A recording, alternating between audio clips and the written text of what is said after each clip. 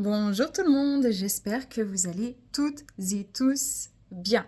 Bienvenue dans ce calendrier de l'Avent du 18 décembre 2024. C'est dingue, à chaque fois je dois réfléchir, pourtant les jours se suivent.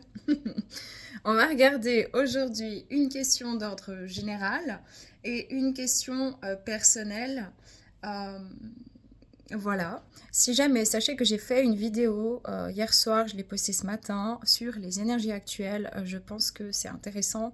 Ceux qui se sentent un petit peu fatigués, perturbés, un petit peu anxieux, énervés, frustrés, qui sont à la fin d'un cycle, qui voudraient bien que ça bouge, je vous invite à la regarder et à prendre si ça résonne, tout simplement.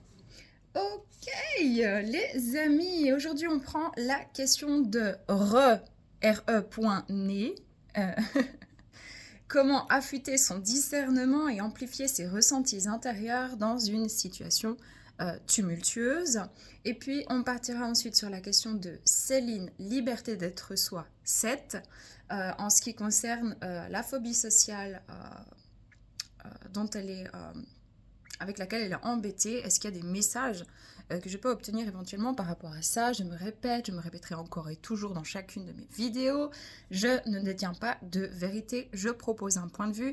De même que la canalisation pour les questions d'ordre, qu'elles soient privées d'ailleurs ou collectives, à prendre avec un vrai discernement. Surtout pour Céline, moi je n'ai pas ni son nom, prénom, je sais pas si... Je n'ai qu'un pseudo, d'accord? Donc vraiment apprendre avec du recul. Et puis, on y va. Donc avec la question de René, c'est chou, j'ai adoré ce pseudo, quoi. Comment affûter son discernement, amplifier ses ressentis intérieurs dans une situation tumultueuse? Bon.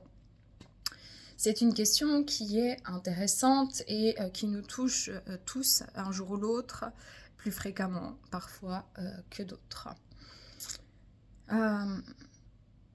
Déjà, le discernement, c'est quand même être capable, de manière assez factuelle, de prendre une situation qui justement est tumultueuse, a peut-être des contradictions et peut-être parfois incompréhensive. En tout cas, c'est une quête de sens, une quête de vérité. Je pars du principe moi-même, personnellement, qu'il n'y a pas de vérité absolue, même s'il y a des choses qui sont factuelles. Par contre, je suis moi-même quelqu'un de relativement rationnel, même si je suis médium. Affûter son discernement, ça va dépendre en fait si c'est une situation par exemple d'ordre mondial où il y a beaucoup de choses qui se passent, qui se disent dans les médias, etc. Je pense que pour pouvoir avoir un bon discernement, il faut tout regarder, pas tout, mais il faut prendre certaines informations, d'accord, et les confronter avec des informations adverses et aller regarder les sources. S'il n'y a pas de source, simplement regarder l'état des choses.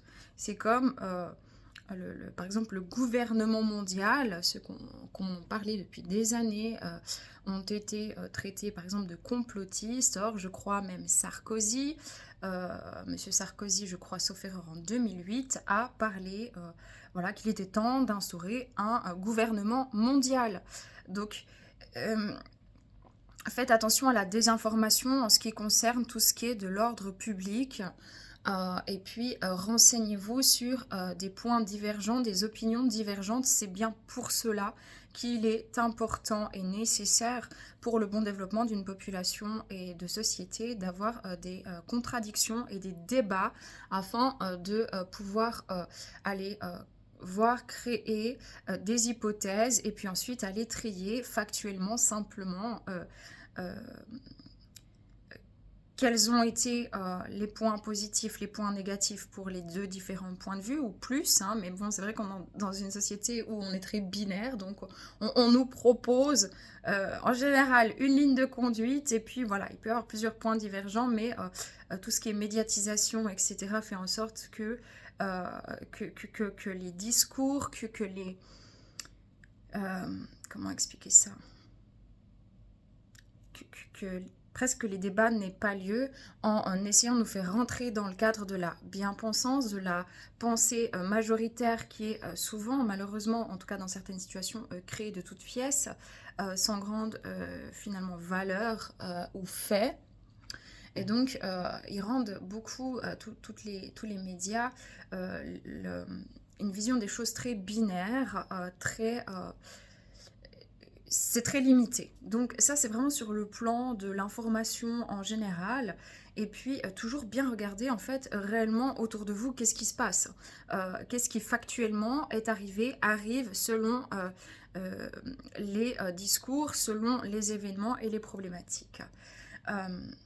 Ça, c'est une chose. Maintenant, pour affûter son discernement, son propre discernement dans une situation qui nous est personnelle et tumultueuse, et ben effectivement, cette personne a dit amplifier ses ressentis. Je ne crois pas qu'en fait on puisse amplifier des ressentis. Les ressentis sont là dès la naissance. D'ailleurs, un bébé a des canaux sensitifs qui sont surdéveloppés. Par exemple, il va ressentir, c'est vraiment des éponges, il va ressentir si ses parents se disputent, s'énervent, il va ressentir que le ton n'est pas comme d'habitude. Quand il vient au monde, il sort du noir dans le ventre de sa mère, tout à coup il est agressé par la lumière, agressé par les sons, agressé par le froid, vu qu'il était dans un milieu à passer 37 degrés. Donc l'enfant, le bébé, nous avons tous été un petit bébé tout mignon et adorable, est extrêmement connecté à ses ressentis. Il ne mentalise pas les informations parce que son cerveau n'est pas encore complètement développé. C'est d'ailleurs dans la première année de sa vie qu'il va se développer énormément. C'est pour ça qu'il a ce qu'on appelle les fontanelles. Donc c'est comme la tête, le crâne est formé d'os, mais il y a des os mous et surtout c'est comme un puzzle en fait qui n'est pas encore emboîté pour permettre à son cerveau de continuer à grandir.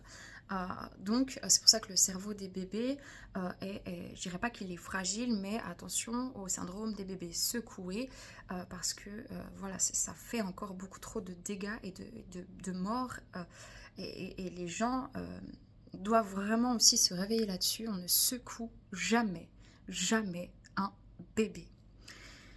Donc, un bébé, un petit enfant est connecté à ses ressentis. Quand il a faim, il va ressentir la faim, il va aller chercher à manger, il va pleurer. Quand il a froid, il va le signaler. Quand il y a un changement d'ambiance, il va tout de suite le ressentir. Et qu'est-ce qui fait qu'on n'est plus du tout ou beaucoup moins dans le sensitif, c'est parce que le cerveau en fait déploie ses connexions, fait des connexions et crée des synapses et tout le réseau de neurones vient se connecter ensuite au système nerveux, etc. etc. Et donc les connaissances, les acquisitions commencent à s'imprégner, l'apprentissage est là, l'enfant commence à parler, donc il va commencer à mentaliser ses ressentis, ses besoins, etc., à les verbaliser. Et de toute manière, physiologiquement, par exemple, la peau d'un tout petit bébé elle est incroyable. Il y a énormément de petits récepteurs, vu qu'elle est 5 fois plus fine que la peau d'un adulte. Et donc, tout est ressenti très très fort. Si vous pressez trop fort, vous frottez trop fort un bébé, ça va le déranger. Par contre, si vous le massez gentiment, il va pouvoir sécréter l'hormone du plaisir. Et ça va créer par la suite aussi des connexions pour sa future vie sociale, relationnelle. Donc, en grandissant, nos récepteurs physiques et psychiques, au niveau des ressentis, s'atténuent. Par contre, nous développons tout ce qui est du mental. Et il faut faire attention à ne pas surmentaliser les choses et à revenir au ressenti. Donc, on ne peut pas amplifier, pour moi, son ressenti. Par contre, on peut se mettre davantage à son écoute. Le ressenti est là depuis tout petit. Et il faut apprendre à faire le calme, à se mettre au calme intérieurement. Si plein de monde crie en même temps, parle, je suis dans un lieu public où il y a énormément de chahut, par exemple comme dans une fête, il y a du bruit, il y a beaucoup de gens, les gens me poussent, les gens dansent, il y a, voilà, et que il y a un petit enfant qui a perdu ses parents et qui crie à l'aide, il y a de fortes chances physiquement que je ne puisse pas l'entendre.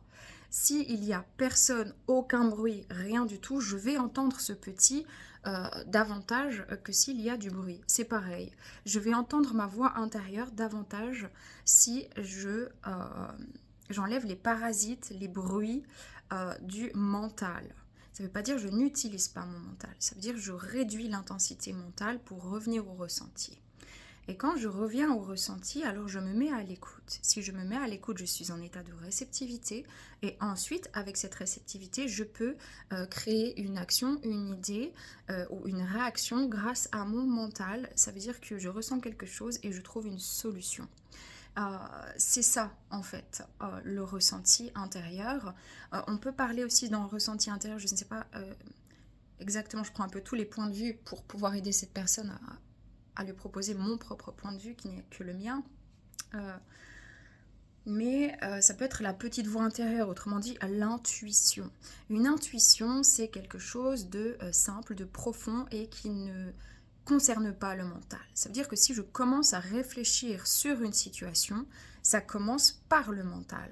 En revanche, si j'ai un espèce de sentiment de, tu sais, une angoisse, un truc dans le ventre, un sentiment je n'ai pas envie de voir cette personne, ou ça va mal se passer, mais vraiment c'est d'abord un ressenti intérieur, ça c'est une intuition, d'accord. Il faut l'écouter. Donc je pense que de manière générale, dans la vie, ce qui est important, c'est à la fois d'écouter ses ressentis, son intuition, sa petite voix, sa petite guidance intérieure, mais également de faire preuve de discernement. Parce que on peut retrouver ici des dysfonctionnements. Les gens qui utilisent que le domaine du ressenti et de l'intuitif auront probablement des difficultés à voir des réalités physiques et tangibles, factuelles et rationnelles qui se passent sur Terre. Hein, c'est comme, par exemple, le magnétisme, qui est une pratique millénaire dont la science en fait étudie et enquête pour l'instant, et ça tend à aller vers des explications scientifiques. Je ne dis pas que c'est un état de fait, ça tend à aller vers le fait que par exemple le magnétiseur peut atténuer des douleurs liées aux inflammations, donc des inflammations, faire mieux circuler la circulation sanguine, apaiser des douleurs et par exemple du stress. Mais si vous avez déjà une maladie qui est implantée et que vous dites bah, tiens, je vais faire du magnétisme, je suis contre toute médecine traditionnelle. Alors je suis d'accord, la médecine traditionnelle a des choses de bon et des choses de mauvaises. Et ce qui est important pour moi, c'est pas de rayer la médecine traditionnelle, c'est dangereux. C'est comme si vous avez quelque chose, un grave problème de santé, puis que vous vous dites bah tiens, non, moi je suis contre la médecine complètement traditionnelle et je suis contre tout, mais moi je vais voir que le magnétiseur parce que j'y crois. Alors, le magnétiseur ne pourra pas, certains sont des vrais guérisseurs, plutôt rares, mais c'est pas dire que les autres sont faux, mais il faut bien comprendre en fait que par exemple le magnétiseur il va traiter le terrain énergétique pour pouvoir venir aider à la guérison physique. Mais quand il y a quelque chose qui est trop instauré, qui est trop installé depuis longtemps, c'est se leurrer que de penser qu'il n'y aura pas du tout besoin de traitements médicaux, peut-être de type médicamenteux, même si dans les médicaments il y a des effets secondaires et des métaux lourds. Le plus important c'est comment on va me traiter, me diagnostiquer, me traiter, mais également réparer le dysfonctionnement que certains médicaments peuvent amener, influer dans mon corps et surtout être dans une forme de prévoyance et continuer à faire circuler mon énergie vitale pour éviter justement d'avoir un terrain qui va me mener à la maladie. Mais si je n'ai pas de bon discernement, je vais dire non, moi je crois que aux médicaments et puis je prends pas les effets secondaires, les métaux lourds et les autres techniques alternatives qui sont parfois privilégiées dans certains cas quand on n'est pas dans quelque chose d'urgent, d'immédiat et de grave, mais aussi si on veut refuser un traitement médicamenteux et et qu'à un moment donné où on a essayé des alternatives ou pas, ou qu'on est fixé sur une médecine alternative, on risque de peut-être d'y laisser la vie parce qu'il y a vraiment des choses aussi médicamenteuses, même si elles sont chimiques, qui vont venir nous aider. Donc le discernement, c'est comment je me place en harmonie entre factuellement, tout en étant connecté à mes ressentis et en prenant l'ensemble, et pas que la symptomologie, mais l'ensemble, la causalité, le terrain, le symptôme, le traitement et l'après-traitement, parce que suivant les traitements, eh ben, on peut déséquilibrer le corps et en fait, on va créer un effet cascade. Donc, c'est le meilleur exemple que j'ai à vous donner. C'est pareil dans la vie, c'est pareil pour toute chose, c'est comment je vais à la fois écouter mes ressentis, je me mets au calme, je respire, j'arrête de faire du bruit dans ma tête, je prends du recul, je me mets en dehors de la situation, je regarde les faits, les causes, les actions peut-être des autres si il s'agit d'une situation relationnelle. Et puis j'en viens aussi aux faits, c'est-à-dire que si à un moment donné je suis connectée à une âme et puis que, parce que ça je le vois mais tellement souvent les amis, des gens qui sont dans ces liens d'âme et qui n'écoute que l'intuition, que le ressenti, mais c'est comme si ça vient écouter que son corps énergétique, puis on nourrit pas, en fait on nourrit que son corps énergétique et on nourrit pas le corps physique. Ça veut dire que factuellement il faut aussi regarder comment cette personne, qu'est-ce qui se passe réellement dans la matière et faire preuve de discernement et se dire bah oui peut-être que je suis connectée à cette personne, peut-être c'est une évidence, je le ressens dans mes ressentis, ma voix intérieure me l'indique, mais factuellement je peux pas rester bloquée que là-dessus parce que j'ai ce ressenti-là. Ma vie, je dois avancer, je dois bouger, je dois mettre des choses en place et surtout, si ça fait X temps que je suis bloquée dans cette situation, il me faut regarder les faits pour voir comment maintenant j'avance. Parce que le but c'est d'avancer et pas de stagner. Donc si vous prenez des pièces détachées, ça va pas. C'est pareil dans la guérison du corps. Si on commence à guérir que le symptôme, on ne guérit pas la cause. Si on ne guérit pas, on ne traite pas la cause, et ben le symptôme reviendra sous forme différente. La maladie est propice dans un terrain quand on a un sang qui est pas sain, quand on a un mode de vie, des nutritions qui sont malsaines, quand on est dans le stress, etc. C'est un terrain propice aux inflammations et au développement des maladies. Donc c'est comment je vais traiter le terrain. Ça veut dire que vous pouvez pas dissocier tout ça.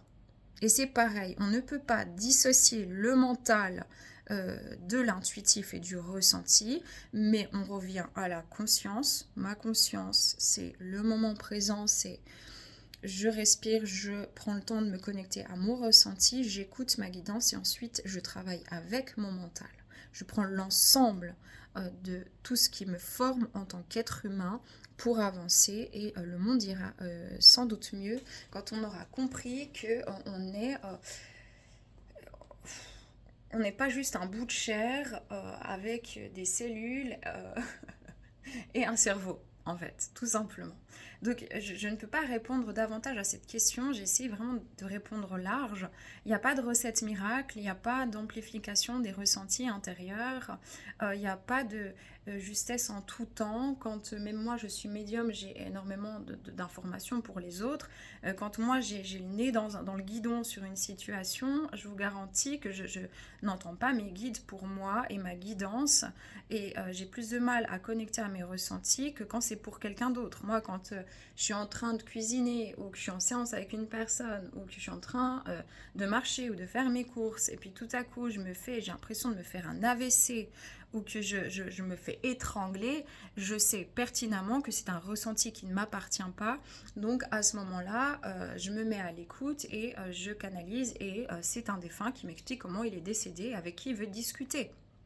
C'est beaucoup plus facile parce que moi, je ne suis pas concentrée dessus, ça ne m'appartient pas. Quand ça m'appartient, je suis plus enclin. Ça me fait penser quand j'ai eu mon infection là, qui partait généralisée, c'est quoi, au mois de mai, et que j'ai fini à l'hôpital une semaine là. Et que j'étais en cardiologie, quelques temps avant, j'avais mal au cœur, vraiment. Hein, et j'en ai parlé à ma mère, puis j'ai encore rigolé en lui disant, mais tu te rends compte, le jour où moi je fais une vraie crise cardiaque, que c'est moi, est-ce que je vais m'en rendre compte ou je vais penser que c'est un défunt? Et au final, mon corps m'a alertée, c'était une sensation différente, mais j'ai mis plus de temps à comprendre que c'était moi, par exemple. Vous voyez, Même si mon intuition me disait ça va pas, t'es pas en état, t'as des tremblements, t'as 42 fièvre, Aurélie, réveille-toi, il y a un grave problème. Voilà, donc c'est comment j'écoute mon intérieur et factuellement j'ai un grave problème, je vais pas attendre encore 20 ans, ça je l'ai fait, hein, j'ai fait, je suis restée pendant... Non, c'est pas drôle du tout, pardon. Franchement, c'est pas drôle ce que j'ai fait, mais je suis restée plus de 4 jours à 41 de fièvre une première fois chez moi. Là, j'ai pas fait la même chose. Après un jour à 40 de fièvre, j'ai appelé les urgences, enfin le médecin, tout ça. J'ai suivi leurs indications. Le jour d'après, j'étais à l'hôpital. Hein. Voilà, puis après, j'ai fait 7 jours d'hôpital. Donc, il faut factuellement voir les réalités, accepter ce qui est, mais également être guidé par son ressenti en faisant le calme et en se mettant un petit peu en arrière, en prenant de la hauteur et si c'est d'ordre relationnel ou autre, vous pouvez aussi simplement, très mentalement, c'est aussi très sain de vous mettre en dehors et de vous dire si c'était une amie ou un ami qui me disait ça, qu'est-ce que je lui conseillerais? Voilà, tout simplement pour un petit peu décharger le sentiment de pression qu'on se met soi-même pour prendre les bonnes décisions. Voilà, donc je ne sais pas si ça sera clair. Merci à René, qu'on embrasse. On part pour Céline, liberté d'être soi 7. Je kiffe vos pseudos, les amis, aujourd'hui. Elle me parle de phobie sociale. Quel est le message? Céline, vous prenez que si ça résonne. Je peux me tromper. Si vous voulez faire un retour, qu'il soit positif ou négatif, que je me plante ou que ça résonne, vous pouvez sans doute le faire, mais rien ne vous y oblige. Je vais essayer de me connecter à vous, Céline, on y va.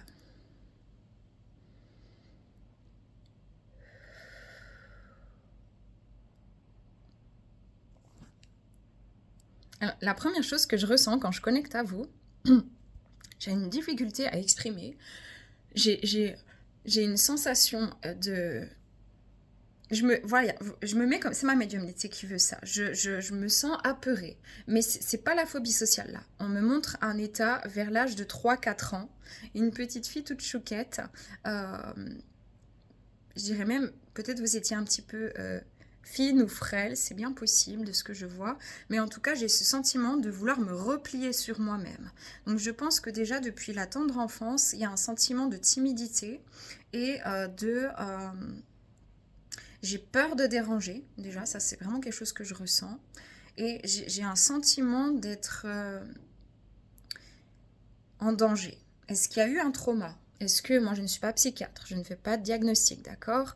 Mais est-ce qu'il y a eu un trauma qui a été non traité, non résolu, dont on n'a pas pu parler, où on ne s'est pas senti accueilli, on n'a pas trouvé les clés, et que ce trauma, il est devenu un stress post-traumatique, et quand il y a de la foule ou comme ça vient réactiver justement le stimuli, enfin c'est des stimuli qui viennent réactiver la mémoire longue avec un sentiment d'oppression. Je vois une voiture, je ne sais pas pourquoi, j'arrête pas de voir une voiture. Est-ce que ça aura un sens pour vous? I don't know. Céline, avec tout mon amour, hein, d'accord, c'est pas méchant, mais on me dit que vous avez du mal à vous confronter, en fait, parfois, à... vous savez ce que vous ressentez, vous acceptez vos peurs, vous les travaillez, donc on n'est pas du tout dans le déni. Par contre, quand il s'agit de faire des vrais pas physiques, dans l'esprit, ça travaille très fort, d'accord? Dans l'énergie, ça travaille très fort, on est vraiment là. Mais quand il s'agit d'aller, ouais, c'est peut-être ça, cette voiture, mettre la clé, puis avancer, puis démarrer, dans la matière, il y a une espèce de... Voilà, je prends cette angoisse ici. On me parle des mémoires côté maternel au niveau de fortes angoisses. Et je sais pas, j'ai quelque chose, excusez-moi, c'est vraiment ce qu'on me donne. Au niveau maternel, transgénérationnel, ça peut remonter les autres générations. Côté maman, je sais pas s'il n'y a pas eu tentative ou de suicide ou s'il y a vraiment eu... ou même si c'est... J'ai des mémoires en fait ici d'idées noires très très très très fortes côté transgénérationnel maternel. Et chez vous, on me parle d'une sensibilité énergétique qui a été non comprise peut-être aussi dans l'enfance et un sentiment d'impuissance qui fait que quand j'ai envie d'y aller, quand je pense à quelque chose, quand j'ai envie de dire quelque chose, quand j'ai envie de proposer ce que je suis vraiment, ou d'exprimer mon non, ou mon oui, ou ma personne, j'ai une espèce d'angoisse comme ça. J'ai une espèce d'angoisse et j'ai un sentiment que c'est pas que je me sens pas légitime, hein, c'est un sentiment d'être vraiment bloqué dans l'espace de la gorge, quoi. En fait, ça reste bloqué et du coup, je reste un petit peu renfermée. Par contre, vous n'êtes pas renfermé partout parce que malgré peut-être une phobie sociale, vous êtes quelqu'un de social. Vous êtes à la fois très en retrait parce que par protection, mais vous êtes une personne sociable. Vous êtes quelqu'un quand vous trouvez vos marques, et on me dit que depuis petite aussi, vous avancez lentement mais sûrement. C'est-à-dire que toute nouveauté est quelque chose un petit peu je ne sais pas à quoi m'attendre. On me parle des mémoires aussi, toujours maman, dans le côté maman au niveau prénatal. Je ne sais pas ce que votre maman a vécu, mais je la sens beaucoup sous nervosité, stress et angoisse lors de sa grossesse. Et de nouveau, j'ai ce sentiment mais est-ce qu'elle n'était pas endeuillée quand elle a... Est-ce qu'elle a vécu quelque chose de difficile, soit une rupture, un sentiment de deuil, la perte de quelqu'un, je ne sais pas, mais quand elle était enceinte, parce que j'ai un sentiment comme ça où c'est la grand-mère. Mais non, ça doit être votre maman, ce qu'on me montre. D'être prise, d'être oppressée. Ok, bon. Céline, les énergies actuelles de Céline. On va voir si vous reconnaissez déjà. Hein. Ok, les énergies actuelles de Céline.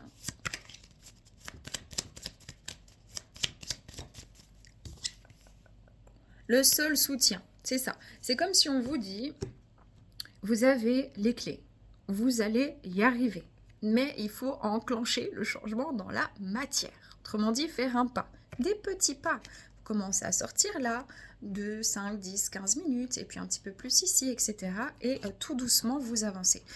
J'ai l'impression que y a, vous savez, je sens beaucoup d'emprise, en fait, dans les mémoires chez vous. Et il est possible que, pour vous, l'autre, de manière générale, soit une menace. Parce que j'ai un état de fait de vulnérabilité vis-à-vis d'une situation précise dont je ne parlerai pas ici, parce qu'on est sur YouTube, à la vue de tous, mais traumatique dans l'enfance, qui fait que, du coup, j'ai l'impression que si je me laisse un petit peu aller, tant émotionnellement que physiquement, physiquement, ça veut dire dans des activités, etc., on va me... comme je vais pas dire m'enfermer, mais vous savez, c'est comme si je me sens oppressée, vraiment oppressée. Et je pense que tout le côté émotionnel et spirituel, vous avez développé ça toute seule. C'est-à-dire qu'il n'y a pas eu un vrai soutien émotionnel. Et vous ressentez aussi tellement les énergies de manière décuplée que pour vous, c'est une tempête d'émotions qui arrive comme ça sur vous. D'accord? C'est ce qu'on me donne. Hein. Moi, je n'ai pas de vérité, mais c'est ce qu'on me donne. On va regarder ici. Est-ce qu'il y a des mémoires karmiques qui sont éventuellement en lien avec cette phobie sociale?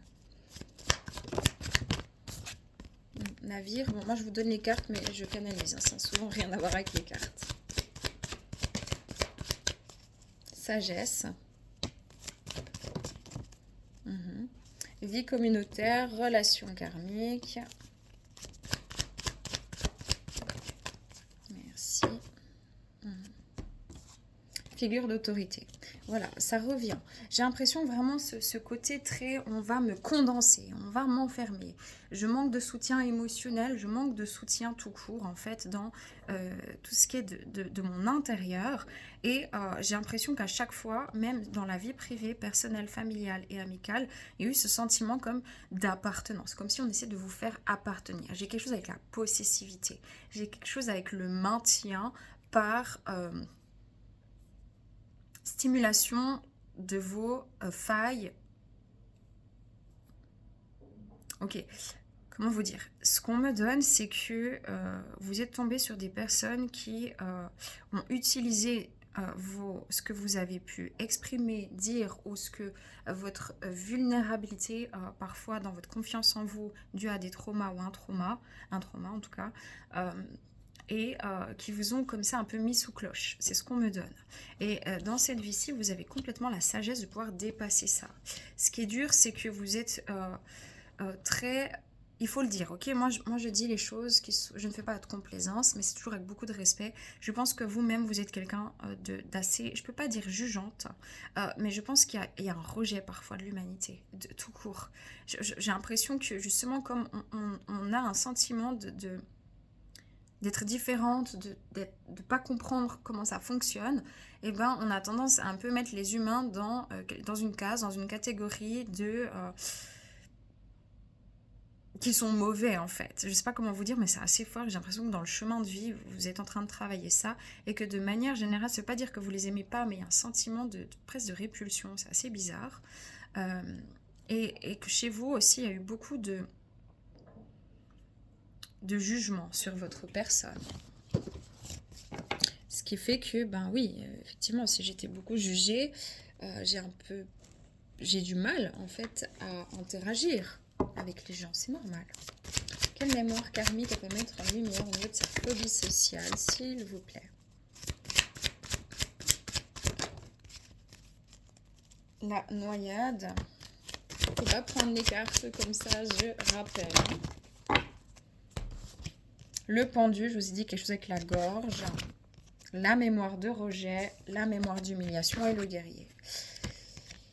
On est un petit peu contre le système. On est un petit peu pas contre tout le monde, mais c'est vrai que intérieurement, on se sent en dissonance aussi avec les autres. Souvent, pas tout le temps, mais souvent. Et je pense que justement, il y a une espèce de... Je pense que antérieurement, est-ce que c'est des vies antérieures, des vies parallèles? Voilà, moi je parle de mémoire tout court, d'accord? Ça sera plus simple. Et j'ai l'impression qu'il y a eu beaucoup de jugements et qu'on vous a énormément fait de mal et pointé du doigt dans une autre vie. Et c'est pour ça que vous avez peur de vous mettre au jour, de vous mettre en reliance avec les autres. Je pense qu'il y a une mémoire karmique. Ce n'est pas la mémoire karmique va nous faire prendre un chemin pour réactiver la mémoire, certes, mais c'est pas forcément à cause d'une mémoire simple que vous avez développé une phobie sociale. Il y a la vie, il y a l'enfance, il y a les émotions, mais c'est un ensemble à prendre en compte, d'accord? Je ressens de nouveau un rejet de l'humanité, de la Terre, un rejet d'incarnation chez vous qui est très très fort. Et j'ai l'impression que vous êtes toujours en lutte en fait avec ça intérieurement. Et je pense que vous avez été fort humilié, voilà, fort humilié dans vos mémoires d'âme. Et que ça a été pour vous, voilà, insécurisant et qu'il y a besoin de soigner ça. On va surtout regarder comment on peut... Ouais, mémoire du corps. Je pense que ça vous a fragilisé au niveau de votre sécurité affective. Et que, ben, du coup, vous avez revécu ça déjà dans l'enfance. Voilà, c'est ce qu'on me donne. Hein. Comment vous pouvez vous aider, en fait, pour pouvoir dépasser ça? Alors, travailler avec des méthodes qui vous permettent de revenir au calme. Ça veut dire comment réinformer le cerveau, comment réinformer son corps en se disant, ben voilà, je ressens quelque chose qui est plus fort que moi, une phobie c'est super dur hein, à gérer. Je respire. Petit à petit, je peux développer des ressources, mais j'y vais doucement. On vous dit en tout cas d'y aller doucement et de ne pas faire trop vite. Peut-être que du jour au lendemain, vous avez décidé de sortir où il y avait plein de foule et que vous vous êtes confronté à quelque chose de trop grand à l'heure actuelle et que ça vous a encore fait plus peur. Vous voyez, il faut ouvrir petit à petit. Ça, c'est important. Oui, vous avez besoin vraiment de changer vos habitudes. D'accord? Il faut un déclic, sortir de votre routine. Mais du coup, vous avez vraiment, effectivement, c'est comme si, ouais, attends, ça je le sais, je l'entends, d'accord, mais j'ai du mal à coopérer. C'est pas que j'ai pas envie, mais enfin, c'est comme si vous me disiez ça, c'est pas que j'ai pas envie, mais par contre, ça n'enlève pas l'espèce d'angoisse que j'ai quand j'essaie. D'accord?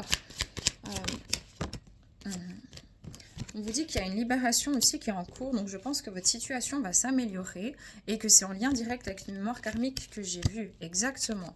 Donc je pense que vraiment ça a beaucoup bloqué, mais on vous dit que c'est vraiment avec la motivation d'y aller gentiment mais sûrement que ça va aussi se libérer. Il va y avoir un soulagement, mais il y avait une mémoire karmique assez dure, assez violente. Je pense que vous avez été fort persécuté, vous. Très fort persécuté. Ouais, ange.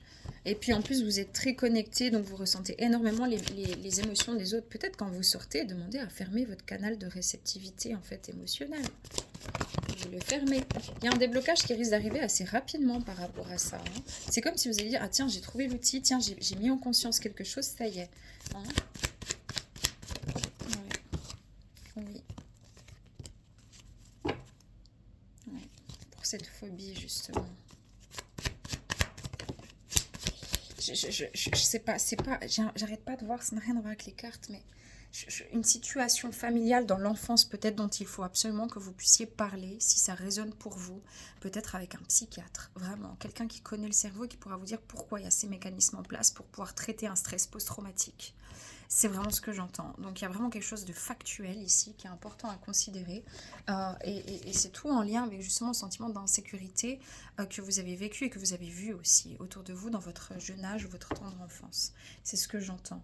Et je ne peux pas aller plus loin parce que vraiment c'est complexe, mais c'est en cours de conscientisation et de libération. D'accord ? C'est assez complexe et c'est toujours plus difficile pour moi quand je n'ai pas un nom, un prénom. Je vais demander vers quoi vous allez. Ok. Bon, pour l'instant, c'est vrai que vous restez beaucoup à la maison. Vous avez... C'est peut-être aussi la peur de l'étranger. Vous voyez, j'ai un peu la peur de l'étranger, la peur des nouveautés. On vous dit qu'il y a un renouveau là-dessus, hein, d'accord? Il y a quelque chose qui est un renouveau. Il faut arrêter déjà de vous culpabiliser, d'avoir honte. Il n'y a pas à avoir honte. Vous êtes une personne magnifique. Et c'est pas de votre faute si le cerveau il vous met en mécanisme de défense. Il faut comprendre l'élément déclencheur et pourquoi ça a commencé. Et peut-être que l'hypnose régressive entourée de quelqu'un de compétent dans le domaine de la santé, je précise, pourrait vous aider. On vous dit d'ailleurs qu'il y a un retour à l'amour dans votre vie avec plus d'équilibre et de joie quand vous vous y attendrez pas. Oui. Et puis... ouais, je pense qu'il y a un travail à faire sur votre enfance, c'est de là d'où vient la surprotection et que vous allez commencer à comprendre et à faire des liens avec une situation difficile. Je vais regarder si j'ai un conseil, je peux vraiment pas aller plus loin, c'est très spécifique. Le conseil pour vous, Céline.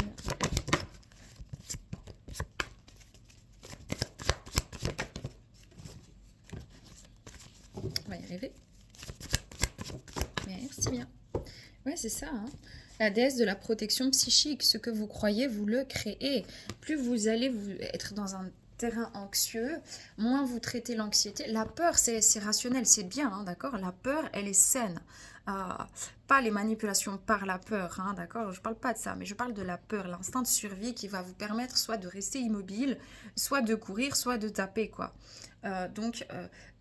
c'est un instinct de survie qui est sain. Par contre, quand on est dans de l'angoisse, c'est qu'on est déjà en prévoyance de quelque chose qui va nous arriver et là on tend à l'irrationalité. Ça veut dire qu'il y a eu un événement qui tourne en boucle en fait. Qui fait que je me prépare au pire en fait, en permanence, et c'est en lien avec les autres chez vous. Et pour moi, c'est déjà, il y a quelque chose de karmique dans les persécutions, mais également il y a quelque chose dans les mémoires familiales, maternelles et prénatales, et dans votre enfance. Et il faut aller remonter jusqu'à ce traumatisme-là. Il n'y a pas de miracle, il n'y a pas de recette miracle, de prière, de je ne sais quoi. Il faut faire ce travail vraiment. Et ça va prendre du temps. Je ne dis pas que vous ne l'avez pas déjà fait, mais il y a besoin d'aller remonter pour des éléments. Et on vous dit que plus vous allez avoir peur, plus vous allez en fait créer un terrain anxiogène pour vous. Donc il s'agit vraiment d'une perception chez vous. Vous comprenez, c'est une perception due pour moi à un traumatisme, mais je ne suis pas psychiatre. À prendre avec des pincettes. Voilà. Vous êtes encouragé à jouer un rôle en premier plan. Ouais, on vous dit que c'est à vous d'accompagner ça. Maintenant, l'univers a entendu votre appel. Hein. Mais il faut aller jusqu'au bout d'une démarche. Aller jusqu'au bout de ça pour pouvoir vraiment vous libérer de cette situation intérieure. Hein. Voilà. On essaie aussi de vous rassurer parce que vous êtes tellement dur envers vous. On vous dit que vous êtes un être superbe de lumière. Il n'y a rien à corriger ou à changer. Ça, c'est comme si on veut réparer l'âme. On veut dire à l'âme, écoute, c'est pas toi qui faisais faux.